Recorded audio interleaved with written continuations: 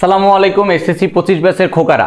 দেখো ভাইয়ারা, এখানে আমি তোমাদেরকে টপ 10 টপিকস ইন আইসিটি, যাদের কোনো কিছু পড়া হয় নাই, আইসিটি সম্বন্ধে কোনো ধারণা নাই, তুমি আজকে বইটা নিয়ে বসে যাও, এই 10টা টপিকস পরীক্ষা পড়ে চলে যাও, ইনশাআল্লাহ তোমার পাস মার্কিং কেউ ঠেকাতে পারবে না। দেখো ভাইয়া, এই 10টা টপিকস আসলে কি? 10টা টপিকসের মধ্যে প্রথম টপিকসটা হলো বায়োমেট্রিক্স, সেটা তোমার প্রথম অধ্যায়ের মধ্যে পড়ে। তারপর তোমার জেনেটিক ইঞ্জিনিয়ারিং, সেটা তোমার প্রথম অধ্যায়ের মধ্যে পড়ে। তারপর তোমার থার্ড হলো টপোলজি, ফোর্থ হলো মেথড মোড, এটা তোমার সেকেন্ড চ্যাপ্টারের মধ্যে পড়ে। এই দুইটা তোমার ফার্স্ট, এটা তোমার সেকেন্ড। তারপরে সার্বজনীন গেট, ডি মর্গানের ল, এটা তোমার থার্ড। তারপরে টেবিল অফ এইচটিএমএল এর কোডগুলো, এটা তোমার ফোর্থ। তারপরে নরমাল সি প্রোগ্রামিং যেগুলো আছে এগুলোর জন্য কি করবা জানো?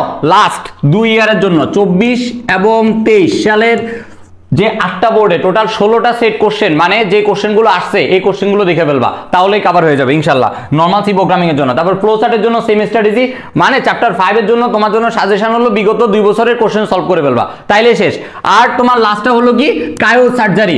তাহলে মোটামুটি এই 10টা টপিক যদি তুমি ভালো করে পড়ে যাও, ইনশাআল্লাহ তোমার পাস তো দূরে থেকে আরো ভালো কিছু করতে পারবা ইনশাআল্লাহ। এই 10টা টপিক অবশ্যই শেষ করে তারপর এক্সাম হলে যাবা, রেজাল্ট কেউ আটকাতে পারবে না। সবার জন্য বেস্ট অফ লাক, ভালো থাকবা সবাই, সিডব্লিউ পাশে থাকবা। আসসালামু আলাইকুম।